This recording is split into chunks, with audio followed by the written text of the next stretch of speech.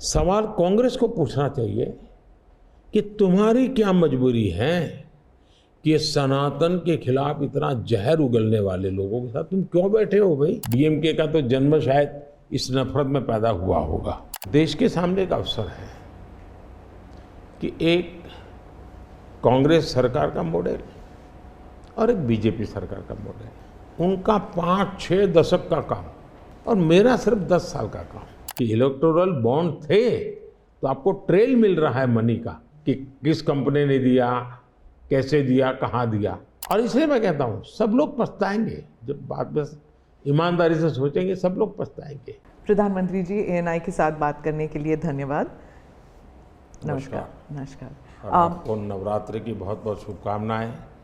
और कुछ ही दिनों में देश रामनवमी का पर्व मनाएगा।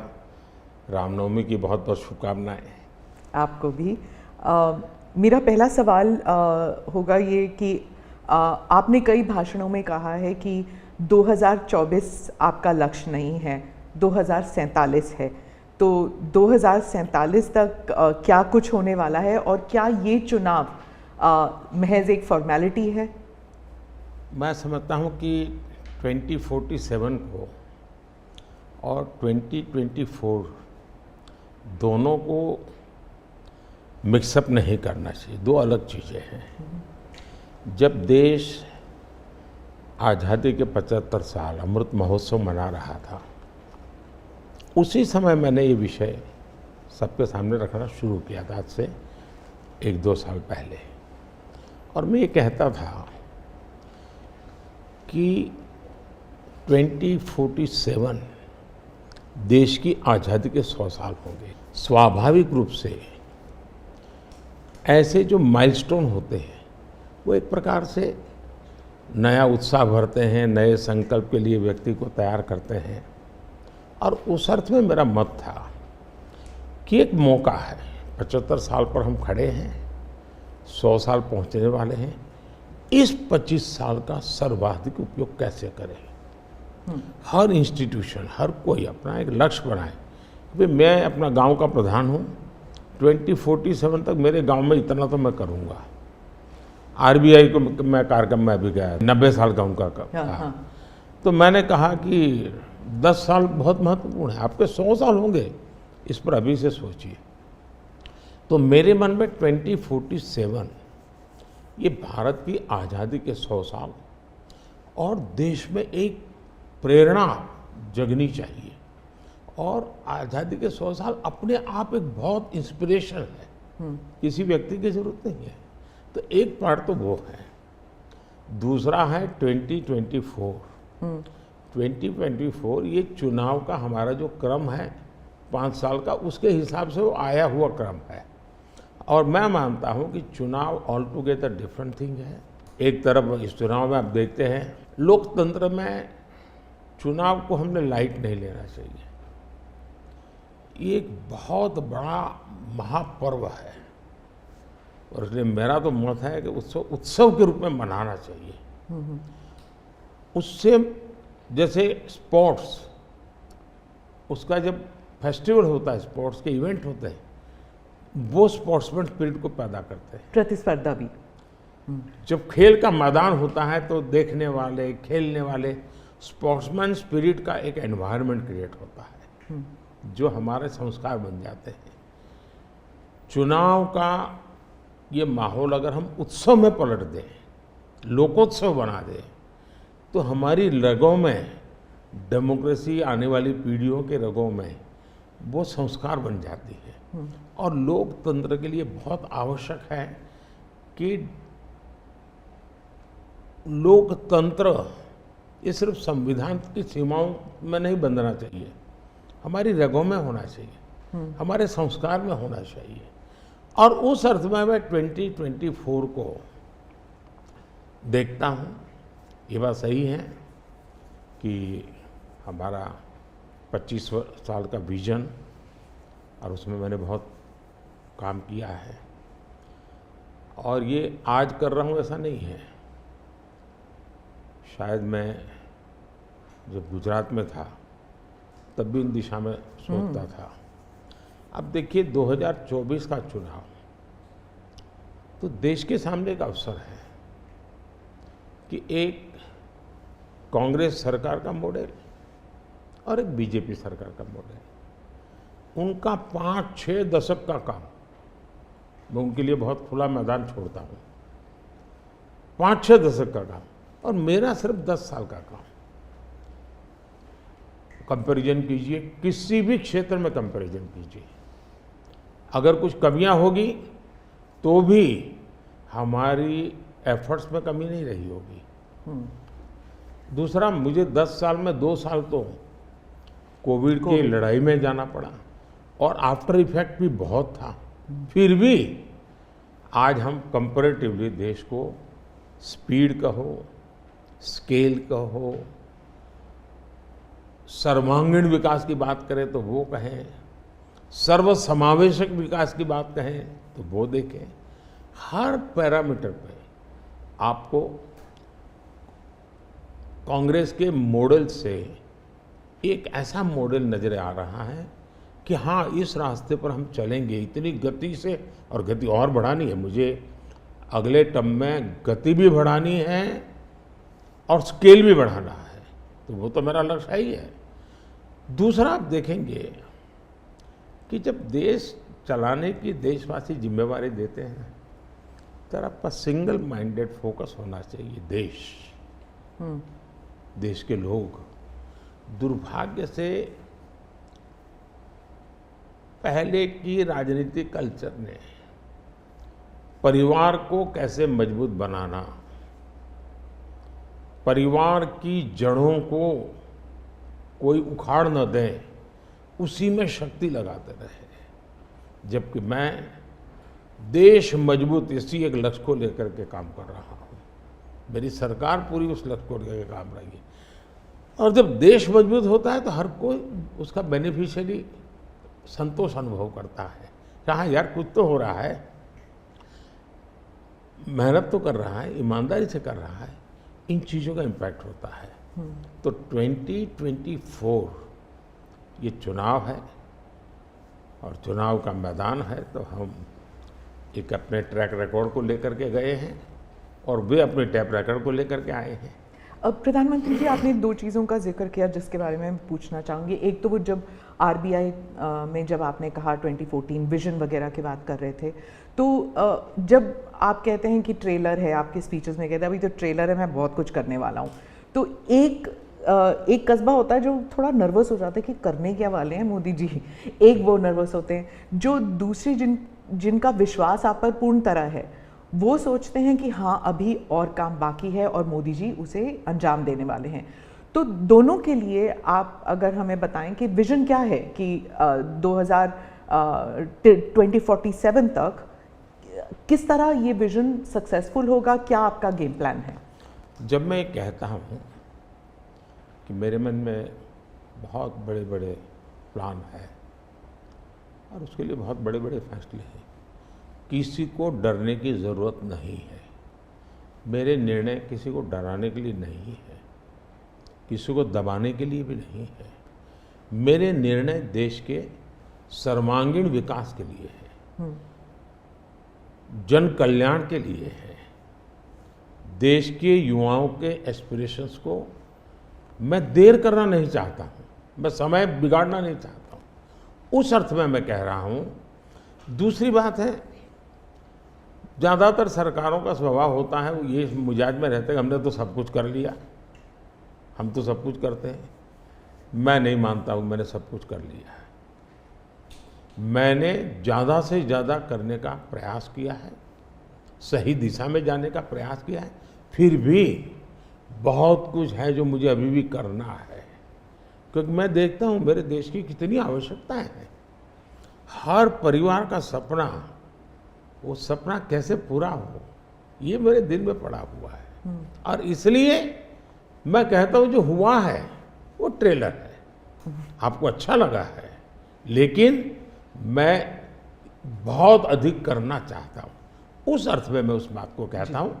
दूसरी बात है कि 2047 का जो विजन का सवाल है, एक तो मैं लंबे समय तक मुख्यमंत्री रह करके आया हूँ और मैं अनुभव करता था कि बार बार चुनाव, आचार संहिता, किसी भी राज्य में चुनाव हो तो मेरे राज्य से 30-40 सीनियर अच्छे अफसर ऑब्जर्वर के नाते जाते थे, इलेक्शन ड्यूटी। तो 40-50 दिन तक वो बाहर रहते थे। तो मुझे चिंता रहती थी कि मैं सरकार कैसे चलाऊं, क्योंकि देश में ऐसे चुनाव होते ही रहते और मेरे ऑब्जर्वर जाते रहते हैं। तो फिर मैंने सोचा कि मैं ये इसको वैकेशन नहीं मानता हूँ। मैं चुनाव होगा तो उस पीरियड को वैकेशन के रूप में नहीं लूँगा। मैं अफसरों को पहले से काम देता हूँ, भाई अगली सरकार के लिए ये काम करो। तो मैं उस समय भी 100 दिन का प्लान करता था। हाँ, उसी पे पूछना था मुझे। हाँ। अभी तो चुनाव हो ही रहे हैं, अभी रिजल्ट्स भी नहीं आए और आप 100 दिन का प्लान बना रहे हैं। मैं चुनाव में जाने से पहले शुरू किया। हाँ। और दरअसल मैंने कैसे किया कि मैं पिछले 2 साल से 2047 को ध्यान में रख के काम करता था, और उसके लिए मैंने देश भर में लोगों के ओपिनियन मांगे, सुझाव मांगे। शायद 15 लाख से अधिक लोगों के मैंने सुझाव दिए हैं कि वो आने वाले 25 साल में हिंदुस्तान को कैसे देखना चाहते हैं। और मैंने सभी यूनिवर्सिटीज़ को कांटेक्ट किया, मैंने अलग अलग एनजीओ को कांटेक्ट किया, संगठनों को, और 15-20 लाख लोग उन्होंने इनपुट दिया। फिर मैंने एआई की मदद लेकर के उसको सब्जेक्ट वाइज बनाया। उसका काफ़ी मैंने टेक्नोलॉजी, आर्टिफिशियल इंटेलिजेंस, हाँ, टेक्नोलॉजी का भरपूर उपयोग किया। ओके। मैंने हर विभाग में अफसरों की एक डेडिकेटेड टीम बनाई कि भाई इस पर काम कीजिए, कैसे हो सकता है अगले टर्म के लिए, 25 साल के लिए। और फिर मैंने खुद ने उनके साथ बैठा, प्रेजेंटेशन दिए 2-2, 2.5 घंटे, और मेरा विजन के अनुरूप क्या चीज़ें हैं, कौन सी चीज़ें डुएबल हैं, कौन सी चीज़ें डुएबल नहीं। थोड़ा सा ट्रेलर बता सकते हैं? उसको मैं ऐसा है कि आचार संहिता चल रही है। अच्छा। मैं अभी अगर इन चीज़ों को बताऊंगा तो शायद कोई उसको गलत अर्थ में ले लेगा, तो मैं उसमें फंसना नहीं चाहता हूँ जी। लेकिन इसमें कुछ छुपा हुआ नहीं है, मिल ही जाएगा।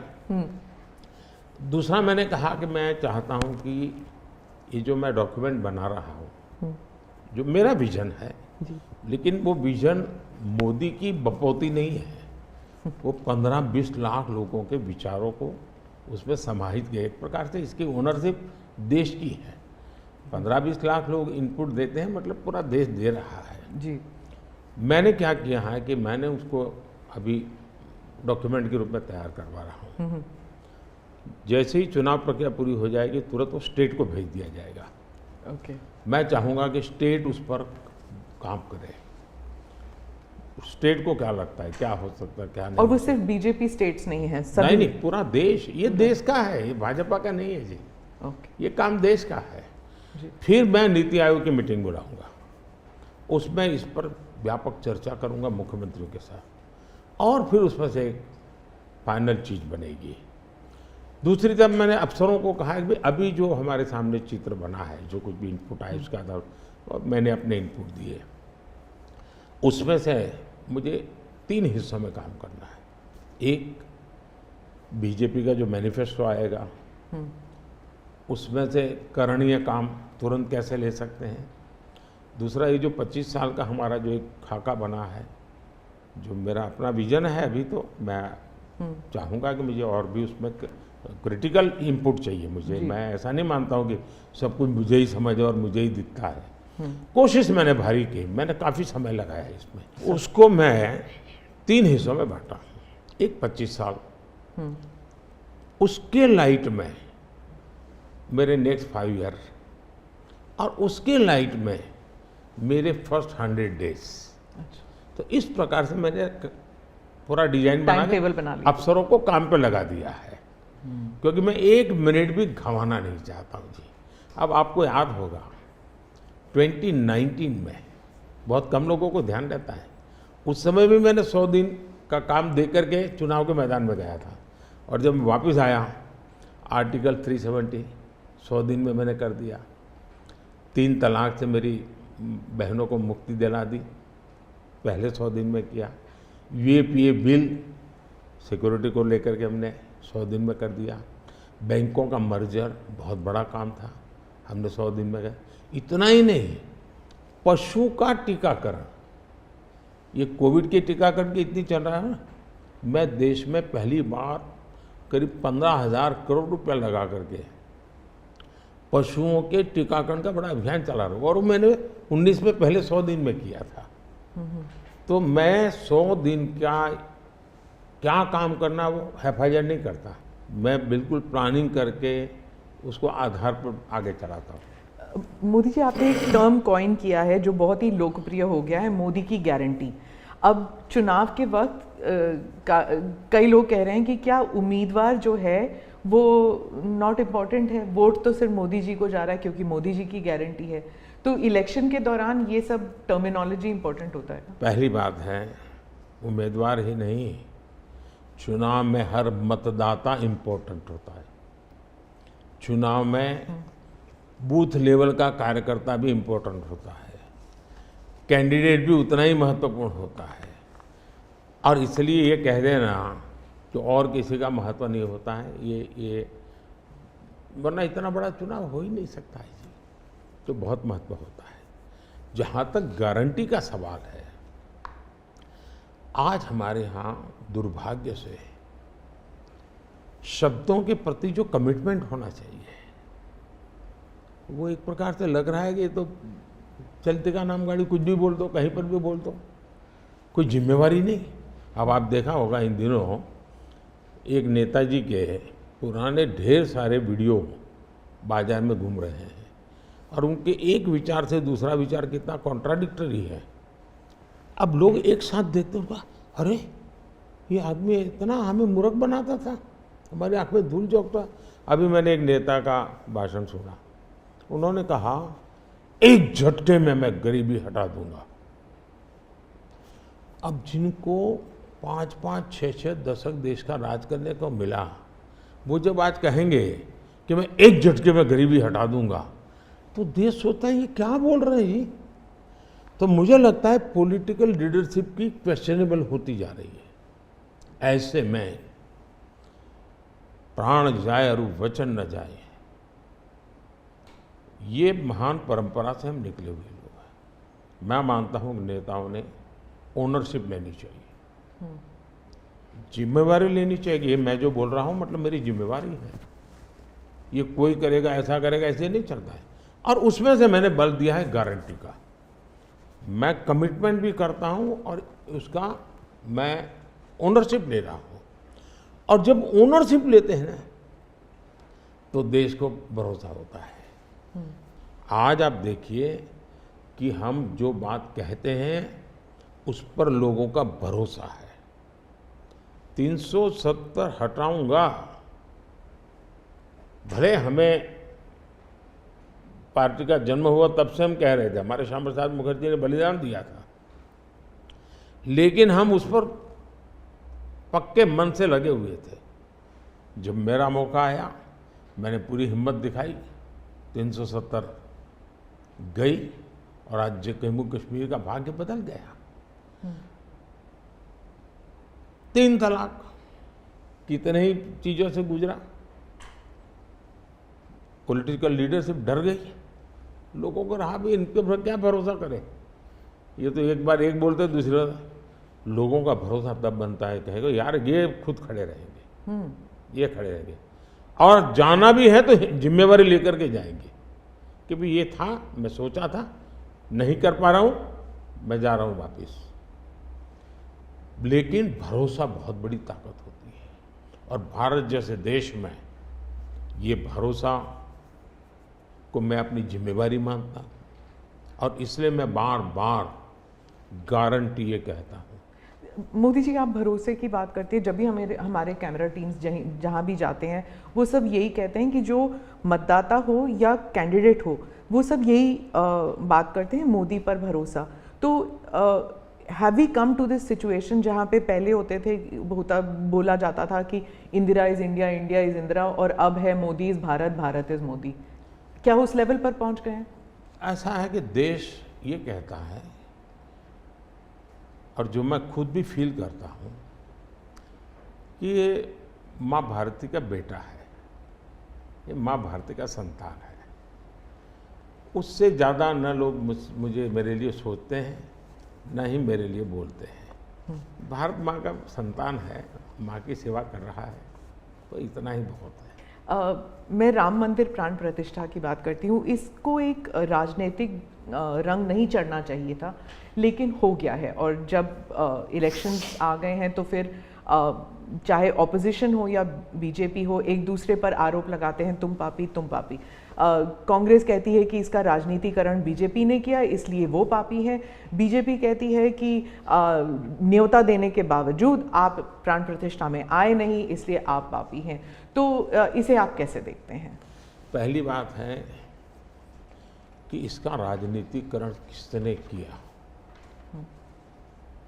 और इसको आज की घटनाओं से मत, जब हमारा जन्म भी नहीं हुआ था, हमारी पार्टी पैदा भी नहीं हुई थी, उस समय अदालत में ये मामला निपटाया जा सकता था, समस्या का समाधान हो सकता था। भारत विभाजन हुआ तो विभाजन के समय ये तय कर सकते हैं, चलो भाई इतनी इतनी चीज़ें ऐसा कर लो, वो नहीं किया गया। क्यों? कि एक ऐसा हथियार हाथ में है, जो हथियार वोट बैंक पॉलिटिक्स के लिए मजबूती का एक दांव है, इसलिए उसको पकड़ के रखा गया और बार बार उसको भड़काया गया। अब जब ये अदालत के अंदर मामला चल रहा था, अदालत में अभी जजमेंट ना आए, वहां तक कोशिश की गई। न्यायिक प्रक्रिया से होना चाहिए, तो हमारा संविधान हमें कहता है और सरकार की तो जिम्मेवारी है, लेकिन उसमें भी अड़ंगे डालना, ये क्यों? क्योंकि उनके लिए ये राजनीतिक हथियार था, ऐसे लोगों के लिए। और देखिए राम मंदिर का, ऐसे लोग हैं राम मंदिर कर रहे हैं, तुम्हें मार देंगे, ऐसा करके वोट बैंक बनाने का एक तरीका था। अब हुआ क्या, राम मंदिर बन गया तो उनके हाथ से वो मुद्दा ही चला गया। अब वो किसी को डरा नहीं पा रहे हैं, राम मंदिर आ जाएगा, आ गया, कुछ नहीं हुआ, आग नहीं लगी कोई। दूसरा, इनकी प्रकृति, आप सोमनाथ मंदिर से लेकर के अब तक की घटनाएं देखिए, वे भारत की मूलभूत आस्थाएं, भारत का मूलभूत जो पिंड है, उसके प्रति नेगेटिविटी लेकर के ही देश में वो अपनी बातें। अब सोमनाथ मंदिर को क्या प्रॉब्लम था, सरदार पटेल थे, डॉक्टर राजेंद्र बाबू को जाना था, वहाँ तो न जनसंघ था, न भाजपा था, न आरएसएस थी, न कोई लड़ाई थी, लेकिन उन्होंने मना कर दिया जाने। वो जो नेहरू जी की जो चिट्ठी थी, हाँ, जो भी है, अब ये और वो परंपरा आज भी चल रही है कि प्राण प्रतिष्ठा का निमंत्रण मिले और आप उसको ठुकरा दें। सचमुच में तो आपको गर्व होना चाहिए कि ये राम मंदिर निर्माण करने वाले जो भी लोग हैं, जिन्होंने संघर्ष भी किया है, वे आपके सारे पाप भूल करके, सारे आपके गुनाह भूल करके घर में आकर के आपको इनवाइट कर रहे हैं और नए से व्यवहार शुरू करना चाहते हैं। आप उसको भी उस पुराने मिजाज से ठुकरा दें, तब लगता है कि आपके लिए वोट बैंक एक बहुत बड़ी आपकी मजबूरी है, और उस वोट बैंक के चलते इस प्रकार की चीज़ें होती रहती। और ये किसी को नीचा दिखाना, किसी का अपमान करना, ये अपना अधिकार मानते हैं। और मैं कभी कभी कहता हूँ, ये तो नामदार है, हम तो कामदार है। अब मैं नॉर्थ ईस्ट जाऊँ, वहाँ के लोग कोई कपड़े पहना दे, मैं पहनता हूँ, उसकी भी मजाक उड़ाना, यानी हर चीज़ की। मैं तमिलनाडु जाऊँ, लुंगी पहनूँ, तो उनको लगता है देखो ये कर रहा है, वो कर रहा है। मैं हैरान हूँ जी, इतनी नफरत लोकतंत्र में नहीं होती है, नहीं होनी चाहिए। देखिए हमारे लिए, मैं मानता हूँ ये न राजनीति का विषय हम लोगों के लिए है, न होना चाहिए और न कभी होगा। हमारे लिए एक जबरदस्त आस्था का विषय है जी। और ये कोई प्रभु राम का संबंध कोई मेरे कारखाने में नहीं आया जी, हजारों साल से, और दुनिया के अनेक देशों में है। जब ये राम मंदिर का निमंत्रण देने के लिए ट्रस्ट के लोग मुझे आए, उन्होंने ठुकरा दिया। मैं सोचने लगा, इतना बड़ा मुझे दायित्व दिया जा रहा है, मैं अपने आप को योग्य कैसे करूं, अपने आप को योग्य कैसे बनाऊं। तो मैंने कुछ लोगों की एडवाइस ली, कुछ संतों की, कुछ जानकार लोगों की, मेरी स्पिरिचुअल लाइफ से जुड़े हुए कुछ लोगों को मैंने पूछा कि भाई मैं इसको एक प्रधानमंत्री के रूप में इस कार्यक्रम को नहीं लेता हूँ, एक राम भक्त के रूप में करना चाहता हूँ, मुझे क्या करना। उसमें से मुझे सुझाव आया, तो सुझाव तो बहुत, लेकिन मैंने फिर कुछ अध्ययन भी किया और मैंने मनोमन तय किया कि मैं 11 दिन का अनुष्ठान करूँगा। और मैं ज़मीन पे सोता था, नारियल के पानी पर रहता था और तय किया मैं कि प्रभु राम जहाँ जहाँ गए थे उसमें जहाँ भी मैं जा सकता हूँ जाने का प्रयास करूँगा। और वहाँ मैं अपना, जब मैं श्रीरंगम मंदिर में गया, दक्षिण भारत में, हाँ। दक्षिण भारत में, और कंब रामायण का मैंने पाठ किया वहाँ, तब मुझे वहाँ के लोगों ने बताया कि साहब 800 साल पहले जब कंब रामायण की रचना हुई तो पहला पाठ इसी जगह पे हुआ। और मैं देख रहा सबके आँख में आंसू थे। ये जो मैंने अनुभूति की है साउथ में खास करके, यहाँ बैठे हुए लोगों को अंदाज नहीं आएगा जी कि क्या भक्ति है, क्या आस्था है और कितनी पवित्रता है उसमें। मेरा कार्यक्रम नोन नहीं था, मेरा काम भी ऐसा व्यक्तिगत था, लेकिन जो जन सामर्थ्य एक प्रकार से मुझे उनके भाव में अनुभव कर रहा था, तो मेरे लिए शायद मेरी स्पिरिचुअल जर्नी की एक बहुत बड़ा महत्वपूर्ण ये 11 दिन की घटना मैं देखता हूँ। मैं और राम मंदिर प्राण प्रतिष्ठा को मैंने बहुत गंभीर लिया था जी। मैंने एक इवेंट के रूप में नहीं लिया था जी, मेरे लिए वो इवेंट नहीं था। वो एक स्पिरिचुअल मूवमेंट था आपके लिए? मैं मानता, मुझे दिखता था वो 500 साल का संघर्ष, मुझे दिखता था 140 करोड़ लोगों की श्रद्धा, सपने, और देश के गरीब गरीब लोगों ने पाई पाई दे करके मंदिर बनाया है जी। ये मंदिर 3 चीज़ें मैं देखता हूँ। एक, 500 साल का अविरत अखंड एक निष्ठ संघर्ष, लाखों लोगों का एक काम के लिए बलिदान। दूसरा, लंबी न्यायिक प्रक्रिया, इतने सालों की न्यायिक प्रक्रिया, और न्यायिक प्रक्रिया के हर तराजू से तूल करके निकला हुआ, कसौटी हुआ। दूसरा, टेक्नोलॉजी का उपयोग, ASI के द्वारा उसकी खुदाई, सबूत, ये एक बहुत बड़ा। और चौथा, हिंदुस्तान के कोटि कोटि लोगों ने 1-1, 2-2, 5-5 रुपया जो भी दे सकते हैं दे करके ये मंदिर बनाया है। ये मंदिर सरकारी खजाने से नहीं बना है। ये ऐसे पहलू हैं कि जो भारत के स्वाभिमान को, भारत के सामर्थ्य को, भारत के सपनों को, भारत के संकल्प को और भारत के आने वाली पीढ़ी को बहुत बड़ी प्रेरणा देने वाले हैं। हम दक्षिण भारत की बात करते हैं तो पहले मैं दक्षिण भारत के कुछ मुद्दों के बारे में उठाऊंगी। बीजेपी का एक ऐसा नेता तमिलनाडु में उभर के आया है जो इसके लिए मीडिया अटेंशन काफ़ी कुछ आ रहा है, वो है अन्नामलाई जी। तो वो काफ़ी कॉन्फिडेंट है कि तमिलनाडु में बीजेपी को डबल डिजिट फिगर आएंगे। तो क्या ये उनका ओवर कॉन्फिडेंस है कि आप भी तमिलनाडु इतनी बारी जा चुके हैं? पहली बात है कि तमिलनाडु जनसंघ के जमाने से और भारतीय जनता पार्टी, मैं कहता हूँ 5-5 पीढ़ी हमारी इस विचार के लिए वहाँ खप चुकी है। तो एक निरंतर काम चला है। जब कांग्रेस से लोग निराश हुए तो प्रादेशिक पक्षों की तरफ गए और लंबे अरसे तक प्रादेशिक पक्षों का जो कुछ भी कामकाज देखा है, अब लोग निराश हो गए। निराशा के इस माहौल में उन्होंने दिल्ली में भाजपा की सरकार का मॉडल देखा, हिंदुस्तान में अन्य राज्यों में भाजपा की सरकार का मॉडल देखा, देश भर में जो तमिल बंधु रहते हैं उन्होंने अपने घरों में जाके बताया भी हम जिस राज्य में रहते हैं वहाँ तो ये हो रहा है। तो लोग स्वाभाविक तमिल प्रजा कंपैरिजन करने लगी कि जो हवा खड़ा किया गया था ये तो अच्छा काम कर रहे हैं। अब जैसे मैंने तमिल काशी संगम किया तो तमिलनाडु में DMK पार्टी वाले लोग ये तो पानीपुरी वाले कर करके मजाक उड़ाते थे, लेकिन जब तमिलनाडु के लोग काशी संगम कार्यक्रम में आए और काशी का रूप रंग देखा, उन्होंने कहा ये हमने तो जो सुना था ऐसा नहीं है, ये तो बहुत डेवलप दिखता है, बड़ी प्रगति हो रही है, आईटी का नेटवर्क दिखता है।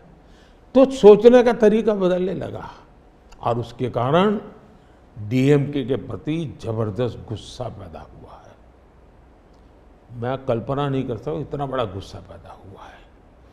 वो गुस्सा पैदा डाइवर्ट हो रहा है बीजेपी की तरफ पॉजिटिव वे में। और अन्नामलाई एक बहुत ही अच्छे आर्टिकुलेट है, यंग है, बहुत ही अपनी आईपीएस कैडर में बहुत बड़ी प्रतिष्ठित नौकरी छोड़ कर के आए हैं। दूसरा, लोग सोचते कि यार इतना बड़ा होनहार कैरियर छोड़ के आया आदमी तो डीएमके एआईडीएमके में चला जाता उसकी तो जिंदगी बन जाती, तो वो मानने नहीं गया, वो बीजेपी में आया।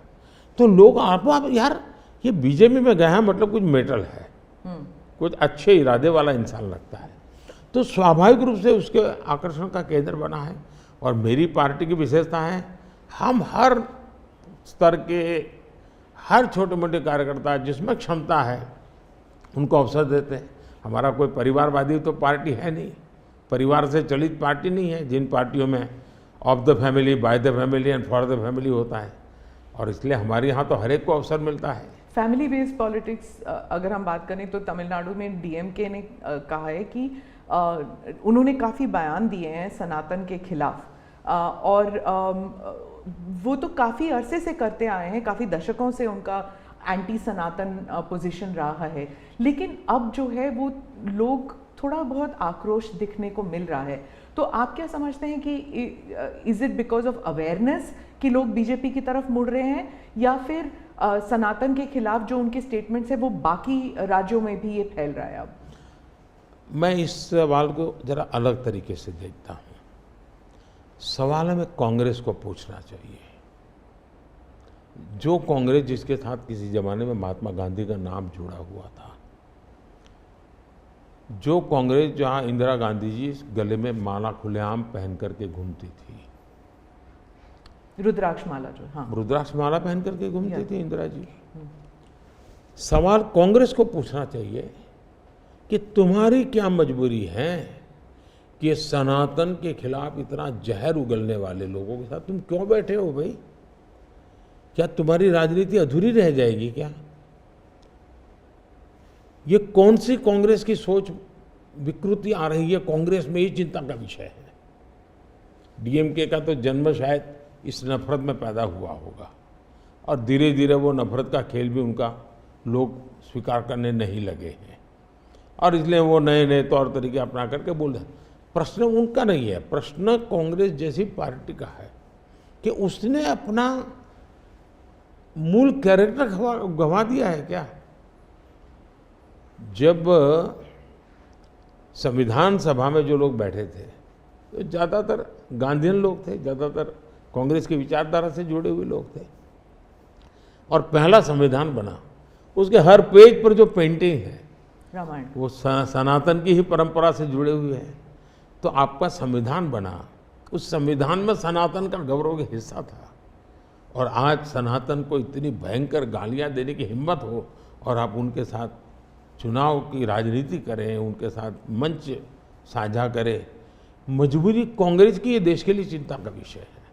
और जो तमिलनाडु के मुख्यमंत्री और कुछ और दक्षिण के मंत्री हैं, मुख्यमंत्री हैं, वो कहते हैं कि जो दक्षिण है वो अलग इकाई है, उत्तर अलग इकाई है, दक्षिण भारत और उत्तर भारत, और बीजेपी जो है वो दक्षिण भारत में सेंध नहीं कर सकती। राहुल गांधी ने तो संसद में भी कहा था कि आप अगर पूर्व से देखें, बंगाल से देखें, उड़ीसा, आंध्र प्रदेश, तेलंगाना, तमिलनाडु, केरल तक जाएं, पूरे उस एरिया में बीजेपी सेंध नहीं कर पाएगी।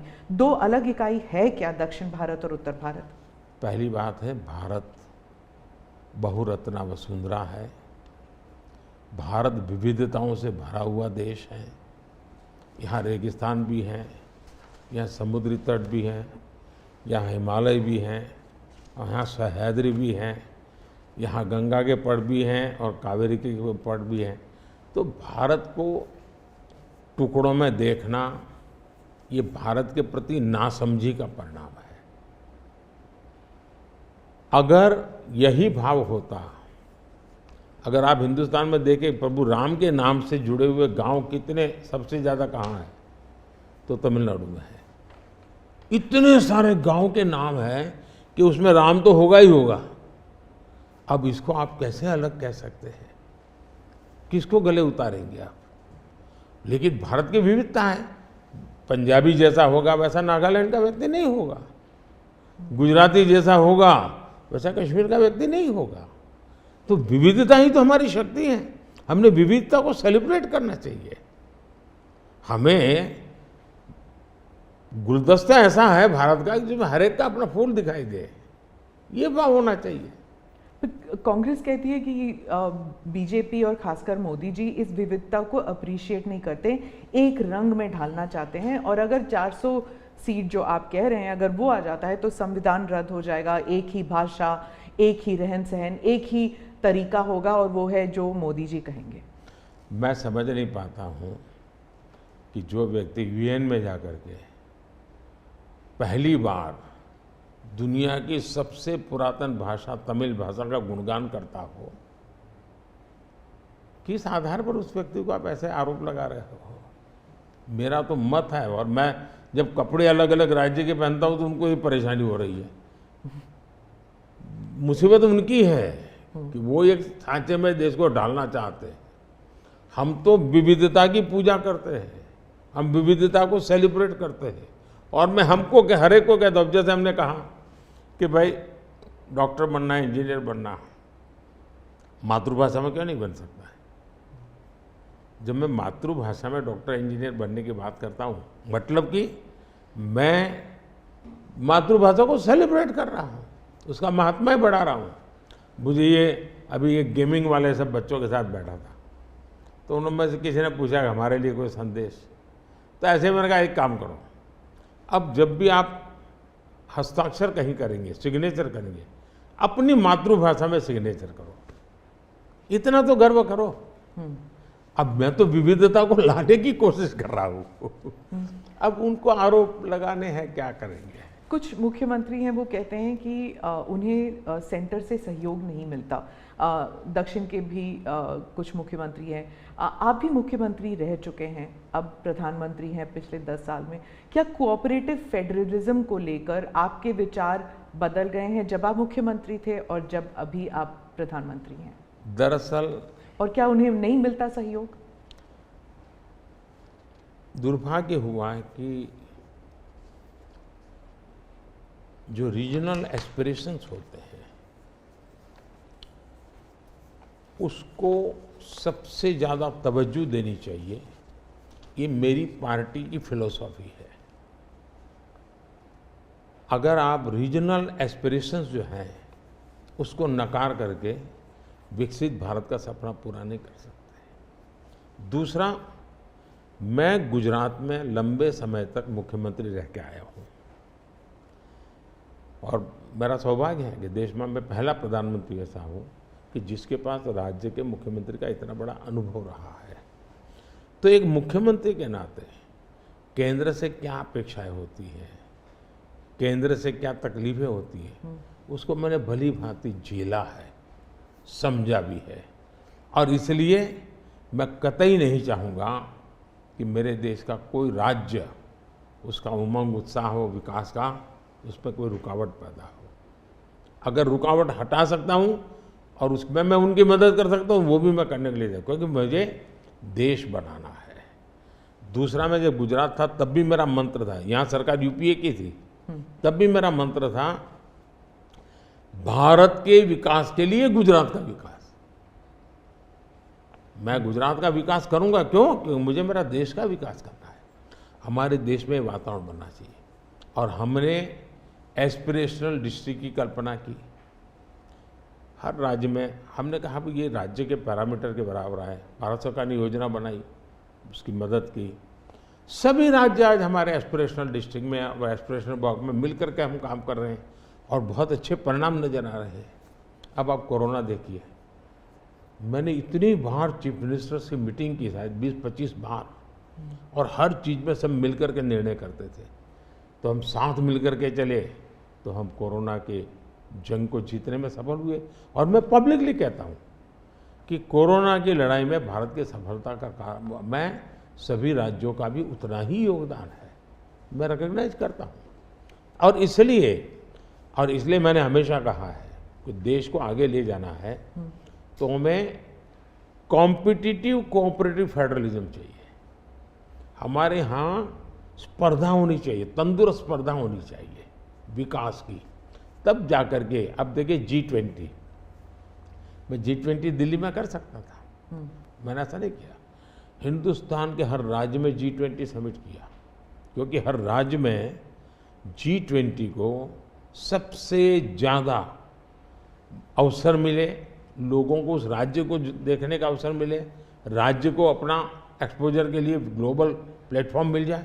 क्यों? क्योंकि मैं चाहता हूँ मेरा देश का हर कोना मेरे लिए देश ही है।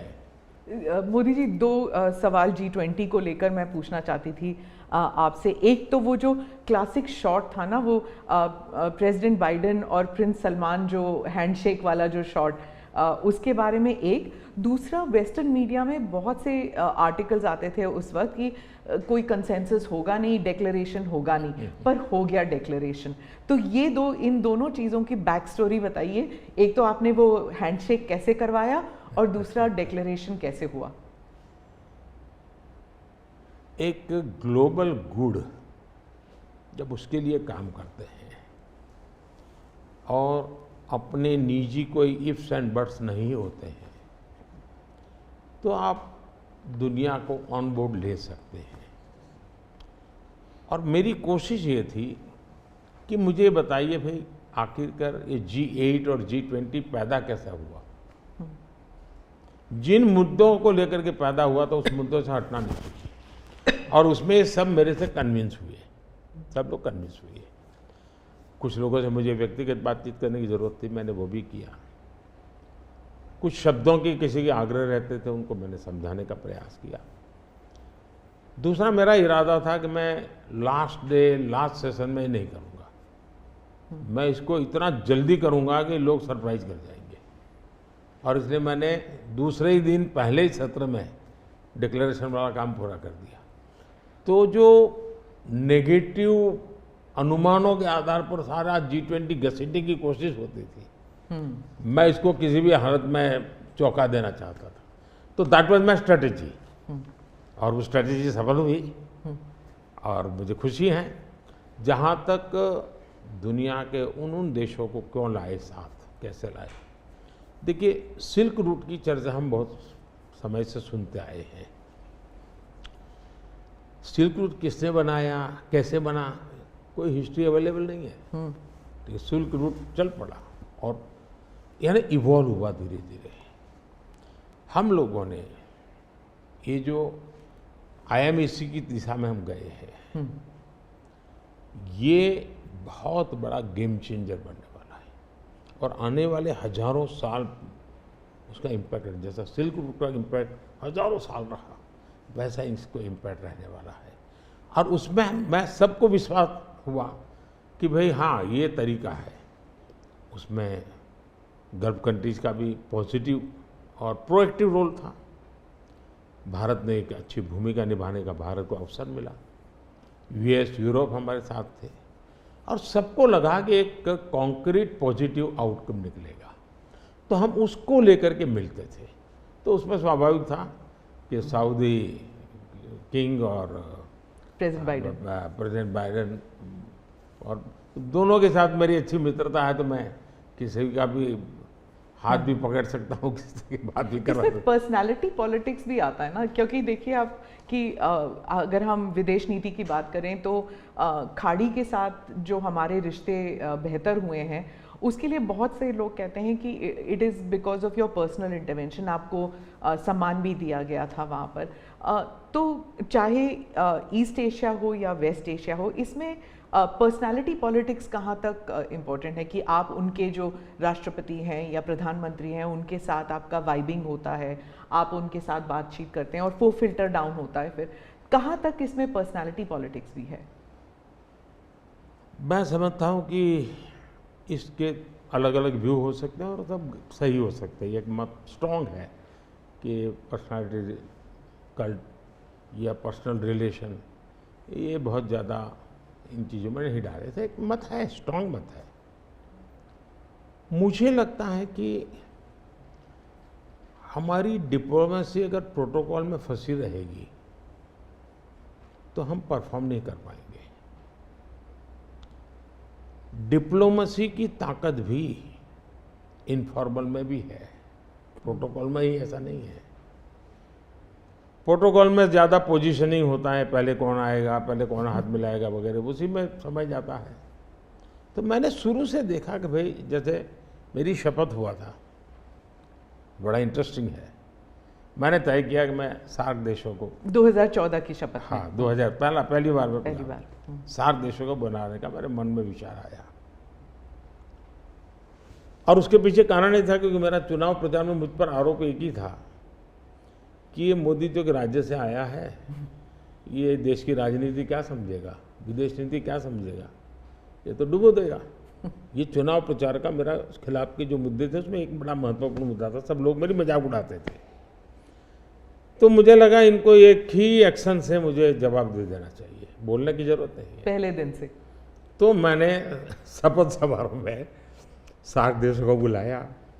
उसके पहले मैंने बैक चैनल से उन सबसे सहमति ले ली थी, ऐसा तो नहीं हो सकता कि कोई, और सब लोग आए। मेरा शपथ हुआ। फॉरेन मिनिस्टर अभी तो हमारा बना भी नहीं था, और मैं इन सारी चीज़ों से बिल्कुल नया था, बिल्कुल अनभिज्ञ था। लेकिन बायलैटरल सबके साथ होना था। जब हम लोग हैदराबाद हाउस में गए तो मुझे समझाया सब प्रोटोकॉल वालों को, सब ऐसा होगा, वो आएंगे, आप ऐसा कहेंगे सर। जब समय हुआ आना शुरू, मैंने कहा ऐसा करो मैं बाहर जाता हूँ उनको लेने के लिए। तो सारी सिस्टम हिल गई थी कि यार अपने प्रधानमंत्री गेट पर जाएंगे। सारी मेरी एमईए की प्रोटोकॉल की जो दुनिया थी ना, उसके लिए वो पहला ही दिन बड़ा गजब होता, और मेरे लिए वो एक एक्शन सारे मेरे दरवाजे खोल दिए थे। और इसलिए मैं प्रोटोकॉल में बंधने के बजाय परफॉर्मेंस पर फोकस करके डिप्लोमेसी के लेवल को शिफ्ट करने का प्रयास किया, और उसमें मुझे सफलता मिली है। President Obama, president Biden, president Trump, इन तीनों के साथ आपने काम किया हुआ है, और इंडिया यूएस रिलेशंस एक अपवर्ड ट्रैजेक्टरी पे हैं। लेकिन बहुत से मुल्क हैं जो भारत की अपवर्ड ट्रैजेक्टरी से परेशान होते हैं। ये इट इज़ अंडरस्टूड कि ये है, जैसे कि चाइना, क्योंकि वो दे यूज टू थिंक कि ग्रुप ऑफ 2 होगा, एक तरफ चाइना, एक तरफ अमेरिका, मतलब 2 पावर सेंटर्स होंगे। तो मैं सिर्फ उदाहरण के लिए चाइना दे रही हूँ, लेकिन हमारे इर्द गिर्द जो मुल्क हैं वो भी थोड़े असमंजस में है कि ये भारत की ट्रैजेक्टरी इतनी ऊपर इतनी जल्दी जा रही है। क्या हम अपने नेबरहुड को अपनी सक्सेस स्टोरी का हिस्सा नहीं बना सकते? अच्छा सवाल आपने पूछा। हमारी डे 1 से पॉलिसी है, एक नेबर फर्स्ट, दूसरा एक्ट ईस्ट। तो जो हमारे ईस्टर्न पार्ट के जो हमारे आसियान कंट्री के देश हैं, उसमें हमने एक्ट ईस्ट पॉलिसी लिया है, यहाँ नेबरहुड फर्स्ट। तो ये हमारा डे 1 से हमारे देश की भी पॉलिसी है और हमारी भी पॉलिसी है। पहले लूकैस था, मैंने आकर के उसको एक्ट ईस्ट कहा। लेकिन इसमें दूसरा, आज दुनिया के सैकड़ों मील दूर भी कोई देश है, उनको लगता है कि भारत की प्रगति में हमारा कोई बेनिफिट है, तो पड़ोसी क्यों नहीं देखेगा? आज पड़ोसी सबसे ज़्यादा खुश हैं क्योंकि भारत उनके सबसे, अब जैसे कोविड के कालखंड में कोई पड़ोसी देश ऐसा नहीं है कि जिसकी हमने मदद नहीं की हो। नेचुरल कैलेमिटी, कोई ऐसा देश नहीं है। अब जब नेपाल में भूकंप आया, फर्स्ट रिस्पॉन्डर हम थे। श्रीलंका में बहुत बड़ा क्राइसिस आया, उस क्राइसिस के समय सबसे ज़्यादा उनको मुसीबत में से बाहर निकालने का कोई काम किया है तो हिंदुस्तान ने किया, और पब्लिकली वो रिकग्नाइज करते, इसको कहते हैं। और इसलिए मैं तो दूसरा अनुभव कर रहा हूँ, वो हमसे बहुत अपेक्षाएं करते हैं, और पॉजिटिव अर्थ में मैं कहता हूँ, अच्छे रूप में देखते हैं। और भारत ने भी कहा है कि भाई हम हमारे सभी देशों को, पड़ोसियों को शक्तिशाली और समृद्ध देखना चाहते हैं। आपने दोस्ती का हाथ बढ़ाया था 2014 से ही पाकिस्तान, चाइना के साथ भी ऐसे किया था, लेकिन जब आप सक्सेस स्टोरी या अपने नेबरहुड फर्स्ट की बात करते हैं तो पाकिस्तान, चाइना, मालदीव्स ये भी आते हैं, और यहाँ पर कटाक्ष है अगर आप बात करें तो। इसके लिए सुधार उसमें उनकी अंदरूनी राजनीति महत्वपूर्ण है। भारत और उन देशों का संबंधों से ज़्यादा उनका इंटरनल पॉलिटिक्स के लिए कुछ चीज़ें जरूरी है। जी, विदेशी मीडिया जो है वो हमेशा कहती है कि Modi is the most popular prime minister in India. वो इस बारे में कोई दो राय नहीं है, लेकिन ये भी कहती है कि a strong Modi means democracy start sliding. मतलब लोकतंत्र के लिए खतरा है अगर मोदी जी और स्ट्रॉन्ग हो जाएंगे। लेकिन भारत में कुछ और ही है, वही रेटिंग्स, वही एजेंसीज कहते हैं कि लोग जो हैं वो खुश हैं कि मोदी जी अगर स्ट्रॉन्ग हो जाएं, तो उन्हीं के रेटिंग्स ये कहते हैं। आप इस बारे में क्या कहेंगे? पहली बात है कि उनकी टर्मिनोलॉजी क्या है और उनके इस कंक्लूजन पर आने का आधार क्या है, ये अपने आप में एक रिसर्च का विषय है। लेकिन मैं ये समझ नहीं पाता हूँ कि जिस देश में 6 लाख पंचायतें चुने हुए लोगों से चलती हो, दुनिया में कोई देश ऐसा है कि जहाँ 6 लाख पंचायतें और नियमित रूप से चुनाव जहाँ होते हैं, इतने राज्य, अनेक पार्टियों की सरकारें। हमारे देश में शायद ही कोई ऐसी पॉलिटिकल पार्टी होगी जो कहीं सत्ता में ना हो।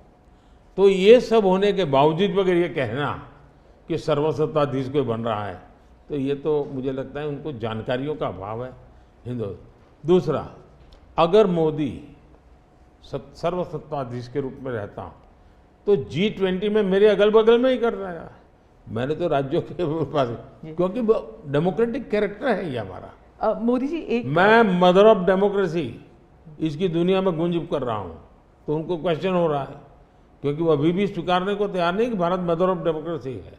हाँ, एक सवाल था, यूक्रेन में जब युद्ध चल रहा था तो भारत के जो वहाँ पर छात्र थे उन्हें सुरक्षित रूप से वापस भारत लाया गया। ये एक दिल हिलाने वाला किस्सा था। इसमें आपने हॉस्टिलिटीज़ रोकने के लिए पर्सनल हस्तक्षेप किया था, पर्सनल इंटरवेंशन किया था, ये सुनने में आया है, तो इसके बारे में कुछ बताएंगे? देखिए, यूक्रेन की चर्चा ज़रा ज़्यादा हुई खिलाफ, लेकिन मैं 14 से लेकर ऐसी कई घटनाएं हैं। अगर आपने एक सुषमा स्वराज जी का एक इंटरव्यू है, आप देखिए कि कैसे यमन में से हमने हिंदुस्तान के लोगों को लाए, और सऊदी किंग के साथ मैंने बात कर करके उनसे कहा भाई मुझे वहाँ यमन से लोगों को लाना है, तो आपका बॉम्बार्डिंग चल रहा है, हम कर नहीं पा रहे हैं, मुझे कैसे मदद करेंगे? तो उन्होंने कहा कुछ समझ दीजिए मुझे। और सुषमा जी ने अपने इंटरव्यू में सारी चीज़ें कही हुई है। भारत की रिक्वेस्ट पर एक पीरियड रहता था जिस पीरियड में बॉम्बार्डिंग नहीं होता था, और उस समय हम हवाई जहाज़ में हमारे लोगों को निकालते। यमन से करीब 5000 लोगों को हम लाए थे। उसी प्रकार से यूक्रेन में, मेरा यूक्रेन से भी इतना ही घनिष्ठ नेता है, मेरा रशिया से भी इतना ही घनिष्ठ नाता रहा है। दोनों राष्ट्रपति के साथ में बहुत मित्रतापूर्ण मेरा रहा है।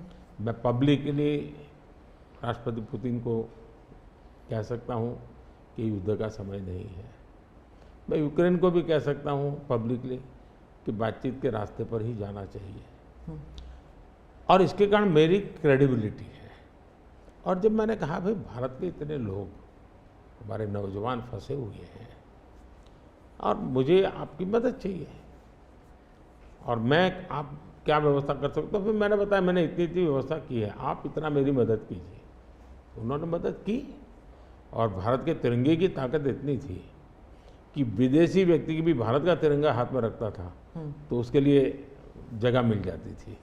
तो मेरा तिरंगा ही मेरी गारंटी बन गया था। मोदी जी, मैं डोमेस्टिक पॉलिटिक्स पे वापस आती हूँ। एक सवाल है इलेक्टोरल बॉन्ड्स के बारे में। राहुल गांधी जो हैं वो हर भाषण में कहते हैं और विपक्ष के नेता भी कहते हैं कि इसमें धांधली हुई है। आपकी पार्टी के लोग भी कहते हैं कि अगर गलती है, अगर इसमें कोई गुंजाइश है इसके सुधार में, तो वो कर सकते हैं। क्या ये गलत फैसला था इलेक्टोरल बॉन्ड्स का? पहली बात है कि हमारे देश में लंबे अरसे से चर्चा चली है कि चुनावों में काला धन एक बहुत बड़ा खतरनाक खेल हो रहा है। देश के चुनावों को काले धन से मुक्ति मिले, इसके लिए कुछ करना चाहिए। चर्चा लंबे समय से चल रही है। चुनाव में खर्च तो होता ही होता है, कोई इनकार नहीं कर सकता है। मेरी पार्टी भी करती है, सब पार्टियां करती हैं, कैंडिडेट भी करते हैं, और पैसे लोगों से लेने पड़ते हैं, सब पार्टियां लेती हैं। मैं चाहता था कि हम कुछ कोशिश करें कि इस काले धन से हमारे चुनाव को कैसे मुक्ति मिले, ट्रांसपेरेंसी कैसे आए। एक प्रामाणिक पवित्र विचार मेरे मन में था। रास्ते खोज रहे थे, एक छोटा सा रास्ता मिला, वही पूर्ण है। वैसे हमने उस समय भी क्लेम नहीं किया था, पार्लियामेंट में डिबेट में सबने उसको सराहा भी था। आज जो लोग उलट पुलट बोल रहे हैं उन्होंने सराहा था, पार्लियामेंट डिबेट देख लीजिए। हमने कैसे कैसे काम किए, जैसे 1000 और 2000 के नोट खत्म कर दिए। चुनाव में वही बड़े बड़ी मात्रा में ट्रैवलिंग करते हैं, क्यों कि ये काला धन खत्म हो। हमने सुप्रीम कोर्ट ने कहा था कि 20,000 रुपये तक पॉलिटिकल पार्टियां कैश ले सकती हैं। मैंने कानून बनाकर, नियम बना करके 20,000 को 2,500 कर दिया। क्यों? क्योंकि मैं नहीं चाहता था कि ये कैश वाला कारोबार चले। फिर मैंने कहा है कि इलेक्टोरल बॉन्ड, कि जो पार्टी अपना सीक्रेसी मेंटेन करना चाहती है। होता था क्या, जैसे हम पहले बीजेपी में चेक से पैसा लेंगे ये तय किया, तो सब व्यापारी लोग हमें आकर के कहें साहब हम चेक से दे ही नहीं सकते। हमने कहा क्यों नहीं दे सकते? बोले हम चेक से देंगे तो हमें लिखना पड़ेगा, हम लिखेंगे तो जो सरकार है वो देखेगी कि ये विपक्ष को इतना पैसा दिया, तो हमें तो वो परेशान करेंगे। तो बोले हम तो पैसे देने के लिए तैयार है लेकिन चेक से नहीं देंगे। तो मुझे याद है हमारे 90 के दशक में जो चुनाव में हमको बड़ी दिक्कत आई थी, पैसे नहीं थे हमारे पास, और हम नियम लगा के बैठे थे कि हम चेक से लेंगे। देने वाले देने को तैयार थे, चेक से देने की उनकी हिम्मत नहीं थी। तो ये सारी चीज़ों का मुझे पता था। तो मैंने कहा भाई, तो हमने कहा भाई ऐसा है, अब देखिए इलेक्टोरल बॉन्ड न होते तो किस व्यवस्था में ताकत है वो ढूंढ के निकालते कि पैसा कहाँ से आया और कहाँ गया।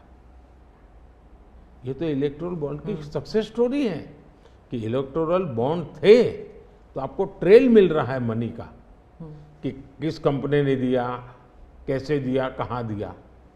अब उसमें अच्छा हुआ बुरा हुआ वो विवाद का विषय हो सकता है, इसकी चर्चा हो। मुझे जो चिंता है वो, मैं ये कभी नहीं कहता हूँ निर्णय में कोई कमी नहीं होती है। निर्णय तो चर्चा कर सीखते हैं, सुधारते हैं, इसमें भी सुधार के लिए बहुत संभावना है। लेकिन आज हम पूरी तरह काले धन की तरफ देश को धकेल दिया है, और इसलिए मैं कहता हूँ सब लोग पछताएंगे। जब बात में ईमानदारी से सोचेंगे सब लोग पछताएंगे। अब देखिए इलेक्टोरल बॉन्ड का भी विशेषता देखिए कैसा झूठ चल रहा है। कुल देश में 3000 कंपनियों ने इलेक्टोरल बॉन्ड दिए हैं। उसमें 3000 में 26 कंपनियां ऐसी हैं जिन पर कार्रवाई हुई है। ये कहते हैं ना ईडी वीडी टिकना फला, 3000 डोनर है उसमें सिर्फ 26, और उनमें से 16 कंपनियां ऐसी थी छापा जब लगा उस समय बॉन्ड खरीदा। कोई जोड़ सकता है इसको? अगर बॉन्ड खरीदा, लोग ये जोड़ रहे हैं, उसकी विशेषता ये है कि ये जो 16 कंपनियों ने बॉन्ड खरीदा उसमें से 37 पैसा अमाउंट बीजेपी को डोनेशन में मिली। 37, 63% बीजेपी के विरोधी पार्टियों को मिली। अगर पूरे जोड़े जाएं तो हाँ। मैं ये 16 कंपनी जिसका ईडी सीबीआई कोई न कोई उस समय एक्शन भी हुआ और बॉन्ड भी निकला, 37% अमाउंट बीजेपी ने, 63 ऑपोजिशन को। क्या ईडी रेड करे और ऑपोजिशन को डोनेशन देने का कार्यक्रम वर्क करे? क्या बीजेपी ऐसा करेगी? इसका मतलब कि 63% पैसा विपक्ष के पास जाए और आप आरोप हम पर लगाएं, लेकिन उनको गोलमोल बोलना है और भाग जाना है। हम ट्रांसपेरेंसी की बात करते हैं तो विपक्ष कहता है कि ईडी, सीबीआई, आईटी, सारे के सारे इदारे जो हैं, इलेक्शन कमीशन को भी जोड़ते हैं वो, कि सारे इदारों पर बीजेपी हावी है और लेवल प्लेइंग फील्ड है ही नहीं। मतलब they already making the ground कि इलेक्शन जो है वो फेयर नहीं हो सकता। इसमें एक भी कानून मेरी सरकार ने नहीं बनाया, चाहे ईडी हो, सीबीआई हो, चाहे इलेक्शन कमीशन। ऊपर से हमने तो इलेक्शन कमीशन में सुधार किए हैं। आज इलेक्शन कमीशन बनता है तो ऑपोजिशन भी उसमें होता है। पहले तो प्रधानमंत्री एक फाइल पे साइन करके इलेक्शन कमीशन बना देता था, और जो उनके परिवार के साथ निकट जुड़े थे ऐसे ऐसे लोग इलेक्शन कमिश्नर बने थे। ऐसे लोग इलेक्शन कमिश्नर बने थे जो वहाँ से निकलने के बाद राज्यसभा के मेंबर बने, उनकी सरकार के मिनिस्टर बने। ऐसे इलेक्शन कमिश्नर बने थे जो कांग्रेस के बाद में कैंडिडेट बने, और इसलिए हम उस लेवल पे प्ले नहीं कर सकते। तो हमारा लेवल प्ले फील्ड हो ही नहीं सकता, हम ऐसे बन ही नहीं सकते। हम अच्छे रास्ते पर जाना चाहते हैं, हम उस रास्ते पर जाना नहीं चाहते। दूसरी बात है, आखिर ईडी सीबीआई कैसे बनी? ईडी वगैरह का आप देखेंगे या इलेक्शन कमीशन का अपने एक कहावत है, नाच न जाने आंगन टेढ़ा। और इसलिए कभी ईवीएम का बहाना निकालेंगे, कभी मूलतः पराजय के लिए वो कुछ रीजनिंग अभी से सेट करने में लगे हैं ताकि पराजय उनके खाते में न चढ़ जाए। वो कह रहे हैं लड़े कैसे आप? या तो ऑपोजिशन लीडर्स को जेल में डाल रहे हैं, या फिर अगर वो आपकी पार्टी में आ गए तो सारे पाप धुल गए। कितने ऑपोजिशन लीडर जेल में हैं? कोई मुझे बताए। और क्या यही ऑपोजिशन लीडर उनके सरकार चलाते थे? या जेल का डर है? हाँ? डर तो पाप का होता है जी, ईमानदार को क्या डर होता है? मेरे यहाँ भी तो उन्होंने मेरे होम मिनिस्टर सबको जेल में डाल दिया था। दूसरा, ईडी की बात करते हैं। आप गुजरात के बारे में कह रहे हैं जब आप मुख्यमंत्री? हाँ, मैं मुख्यमंत्री था। अच्छा, जो ईडी की बात करते हैं, ईडी ने जितने केसेस किए ना, उसमें से सिर्फ, देश को समझना, सिर्फ 3% ही पॉलिटिकल लोग इन्वॉल्व है जिन पर एक केस हुए हैं। 97% जिनका राजनीति से कोई लेना देना नहीं, ऐसे लोगों है को हुआ है जो कोई ड्रग माफिया है, कुछ अफसर हैं जो करप्शन करते हैं, कुछ अफसर हैं जो बेनामी संपत्ति बना के बैठे हुए हैं। 97% केस उन पर हुए हैं, जेलों में वो लोग गए हैं। अच्छा, मजा देखिए, ईडी एक स्वतंत्र संस्था को काम कर देना चाहिए, नहीं करने देना चाहिए? बनाई क्यों भाई? 2014 से पहले ये संपत्ति अटैच करने का ईडी को अधिकार है। 2014 से पहले उन्होंने सिर्फ 5,000 करोड़ रुपए की संपत्ति अटैच की। कौन रोकता था ईडी को भाई? और किसके लाभ में कहता? मेरे कालखंड में गलत काम करने वालों की 1 लाख करोड़ रुपए की संपत्ति अटैच हुई है। कई देश की जनता का पैसा नहीं है? दूसरा आंकड़ा तो आप और हैरान हो जाओगे।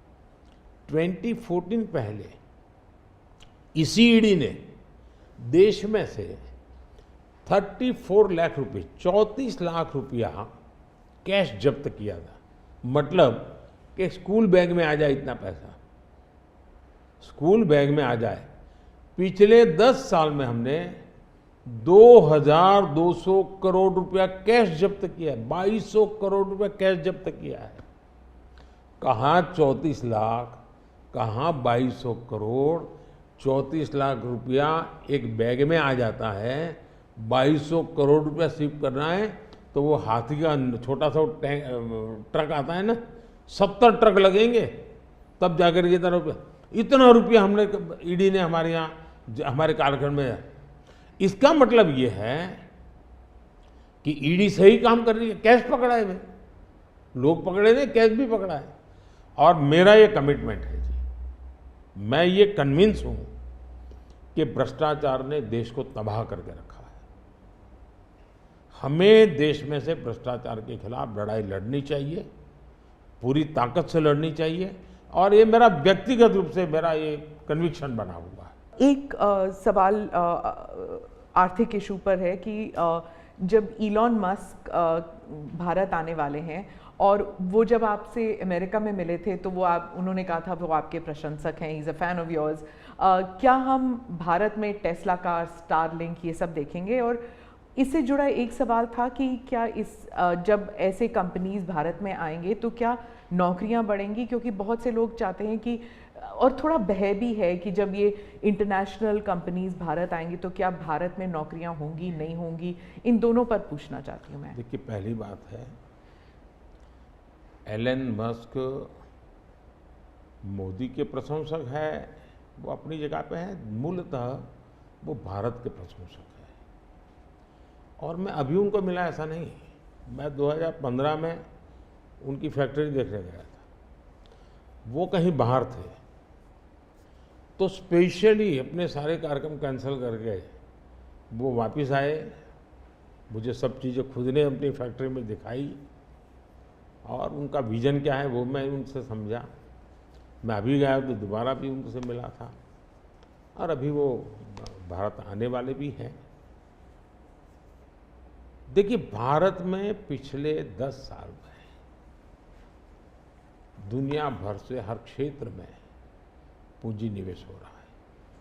अब हमारा ईवी मार्केट, इलेक्ट्रिक व्हीकल का मार्केट कितना बड़ा बना है, आपको जानकर के हैरानी होगी कि कितना बदलाव आया है, लोग पकड़ नहीं पाते। 2014-15 में हमारे देश में 2000 इलेक्ट्रिक व्हीकल थे, 2000 बिके थे। 14-15 में 2000 इलेक्ट्रिक व्हीकल बिके थे। 2023-24 में 12 लाख इलेक्ट्रिक व्हीकल बिके हैं। कहा 2000 और कहा 12 लाख। इसका मतलब इतना बड़ा चार्जिंग स्टेशन का नेटवर्क बना है, पर्यावरण को बहुत बड़ी मदद मिली है। यानी एक प्रकार से, और उसको लेकर के हमने आपको एक पॉलिसी का रूप दिया है। हमने दुनिया को कहा कि भाई भारत बहुत तेज़ी से ईवी पे जा रहा है, मैन्युफैक्चरिंग करना चाहते वो आना चाहे आइए। इतना ही नहीं, मैं चाहता हूँ हिंदुस्तान में निवेश आना चाहिए, क्योंकि भारत में वो चीज़ें जिसमें भले पैसा किसी का भी लगा हो, पसीना मेरे देश का लगना चाहिए, उसके अंदर सुगंध मेरे देश की मिट्टी की आनी चाहिए, ताकि मेरे देश के नौजवानों को रोजगार मिले। और मैं उसके लिए, अब देखिए, गूगल उसका बड़ा काम यहाँ कर रहा है, सैमसंग यहाँ पर आया, एप्पल बहुत बड़ी मात्रा में यहाँ पर आया। हमारे यहाँ बड़ोदरा के अंदर एयरक्राफ्ट मैन्युफैक्चरिंग के लिए काम शुरू हुआ, सेमीकंडक्टर के लिए अभी तो ताइवान के एक लीडर का बड़ा अच्छा बयान भी आया। यानी हम हर क्षेत्र में चाहते हैं कि लोग टेक्नोलॉजी ट्रांसफ़र करें, हम चाहते हैं कि लोग पूंजी निवेश करें, हम चाहते हैं कि हमारे देश के नौजवानों को रोजगार मिले। जी। मैं ये अब मुझे मंजूर नहीं है कि मेरा देश के गेहूं बाहर जाए और ब्रेड में बाहर से लूँ, मैं ऐसा नहीं चलाऊँगा।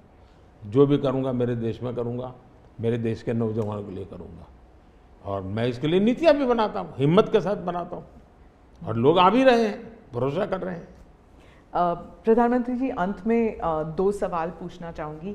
एक तो फर्स्ट टाइम वोटर्स, पहले बार जो मतदान करने वाले हैं, उनके लिए आपका क्या संदेश है? और दूसरा, जो ईमानदार मध्यम वर्गीय करदाता है, honest middle class taxpayer, millions are there, तो उनके लिए वो क्या उम्मीद कर सकते हैं मोदी 3.0? देखिए, मैं जो विकसित भारत की बात करता हूँ, उसके साथ साइमल्टेनियस किसका भविष्य जुड़ा हुआ है? जो आज 20 साल का, 22 साल का है, वो 2047 में है। उसकी पूर्ण जिंदगी का एक कालखंड है एक प्रकार से, तब वो 40, 45, 50 का होगा। मतलब ये भारत के विकसित भारत बनने की प्रक्रिया और उसकी जिंदगी की प्रक्रिया दोनों साथ है, गोल्डन अपॉर्चुनिटी है उसके साथ। ये सबसे ज़्यादा बेनिफिशियरी आज का जो फर्स्ट टाइम वोटर है वो 2047 का सबसे बड़ा बेनिफिशियरी बनने वाला है। ये बात मैं उसको समझा रहा हूँ कि भाई मैं तेरा भविष्य बना रहा हूँ, तुम मेरे साथ जुड़ जाओ। और मैं क्या मानता हूँ कि वो जुड़ेगा। दूसरा, फर्स्ट टाइम वोटर जो है वो परंपरागत चीज़ों से बाहर आना चाहता है। अब आप देखिए विपक्ष का घोषणा पत्र पूरी तरह इकोनॉमी को फेल करने वाला घोषणा पत्र है। एक प्रकार से विपक्ष का घोषणा पत्र देश के जो फर्स्ट टाइम वोटर हैं या पिछले जिनकी उम्र 25 से कम है उनके भविष्य को रौंदने वाला उनका मैनिफेस्टो के इकोनॉमिक प्रोग्राम है। वो तो खटाखट खटाखट खटाखट पैसे देने वाला। मैं उनको क्या करना है, पूरा अगर एनालिसिस करोगे तो सबसे बड़ा नुकसान ये जो देश के 25 साल की उम्र से कम उम्र वाले लोग हैं उनके भविष्य को रौंदने वाला एक उनका इकोनॉमिक प्रोग्राम है जी। बर्बाद हो जाएगा। मुझे उनकी ज़िंदगी बनानी है। मैं देश में इनोवेशन को बल देना चाहता हूँ। देखिए देश में जो पैटेंट इन दिनों रजिस्ट्री हुई, हिस्टोरिकल रिकॉर्ड है पैटेंट के। तो यंग जनरेशन को लगता है हाँ हमारी ज़िंदगी बढ़ रही है। आज डेटा मेरे देश का इतना सस्ता है, मैं जानता हूँ मेरे देश को आर्थिक रूप से नुकसान हो रहा है, लेकिन सस्ता डेटा का परिणाम है कि मैं देश में डिजिटल रिवॉल्यूशन लाने में मेरे नौजवानों को मैंने ताकत दी है।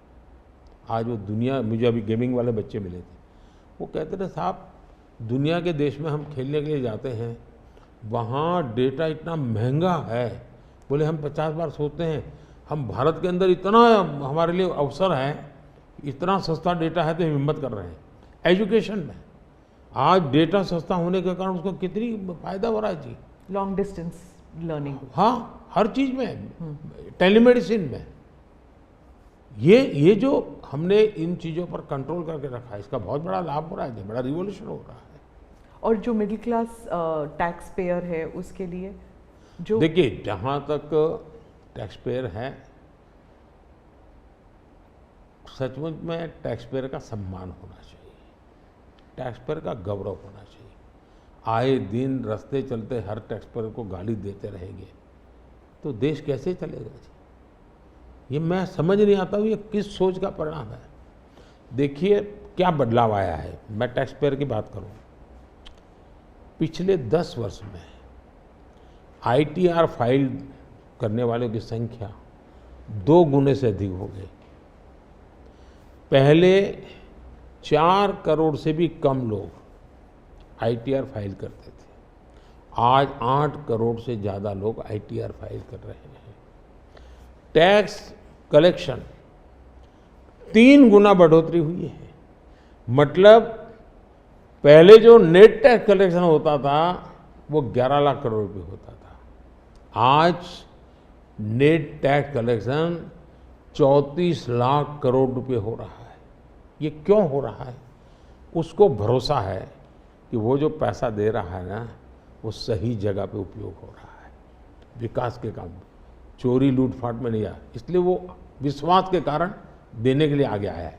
दूसरा, 7 लाख रुपये तक की इनकम पर टैक्स हमने माफ कर दिया है, जो पहले 2-2.5 लाख पे अटका हुआ था।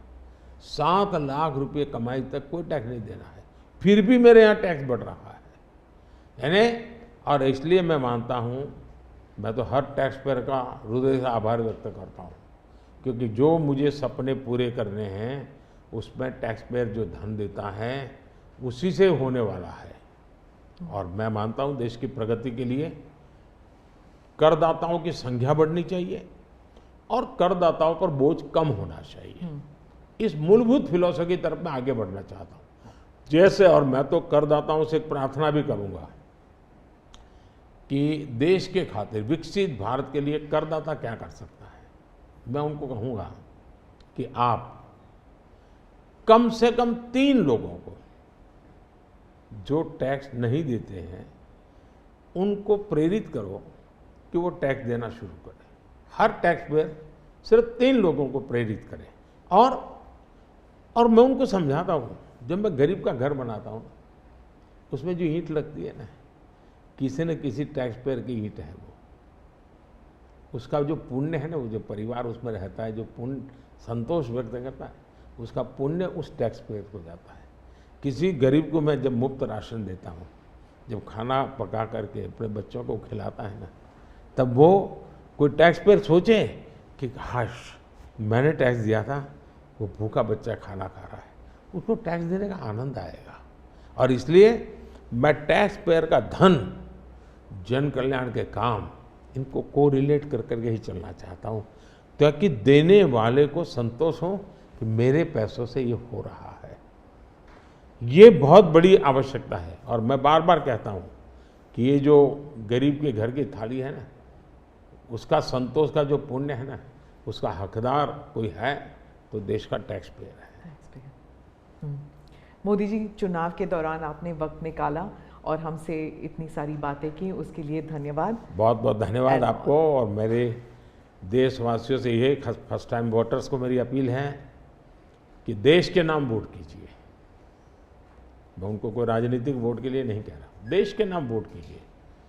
खुद का आने वाला 25 साल के भविष्य के लिए वोट करें, ये मैं उनसे आग्रह करूंगा। दूसरा, मैं देशवासियों का कहूँगा, मैं सभी पॉलिटिकल पार्टी के वर्कर्स को भी कहना चाहूँगा कि गर्मी बहुत है, धूप में सभी पार्टी के वर्कर दौड़ रहे हैं। मैं सभी पार्टी के वर्कर को कहूँगा, बहुत पानी पीजिए, बहुत पानी पीजिए, दौड़िए, बहुत दौड़िए, लेकिन पानी बहुत पीजिए, ताकि इस धूप में, इस गर्मी में, मतदाताओं को भी कहूँगा कि इतनी ही धूप क्यों न हो, आप मतदान अवश्य करें। हो सके तो सुबह जल्दी जल्दी मतदान कीजिए। ये और लोकतंत्र के उत्सव के रूप में चुनाव को मनाएं, यही मेरी प्रार्थना होगी देशवासियों को। अगली चुनाव सर्दियों में कीजिएगा और 1 नेशन 1 इलेक्शन वाला। आपने सही मुद्दा उठाया। 1 नेशन 1 इलेक्शन हमारा एक कमिटमेंट है। हमने पार्लियामेंट में भी बोला हुआ है, हमने कमेटी भी बनाई थी, कमेटी का रिपोर्ट भी आया है।